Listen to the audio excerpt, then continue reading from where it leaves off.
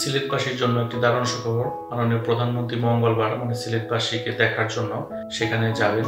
সেখানে যে ভয়াবহ যে বন্যার যে পরিস্থিতি, বিষয়টা নিজের চোখে দেখতে যাবেন এবং সেখানে দুর্দশাগ্রস্ত মানুষদের সাথে তিনি নিজে দেখা করবেন, তাদের সাথে হয়তোবা কথা বলবেন।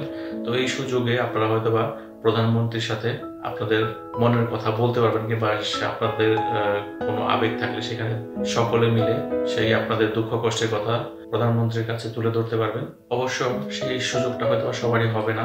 যদি আপনারা সুযোগ পান, আপনারা অবশ্যই আপনাদের মনের কথাগুলো তুলে ধরবেন, আপনাদের দুঃখ কষ্টগুলো তুলে ধরবেন। কারণ প্রধানমন্ত্রী উনি সত্যি মানুষের জন্য ওনার প্রাণ কাঁদে। উনি দেশ এবং দেশের মানুষকে সবাইকে ভালোবাসেন বলেই উনি সিলেটবাসীর দুঃখে উনি সিলেটবাসীর কাছে উনি নিজে চলে যাবে।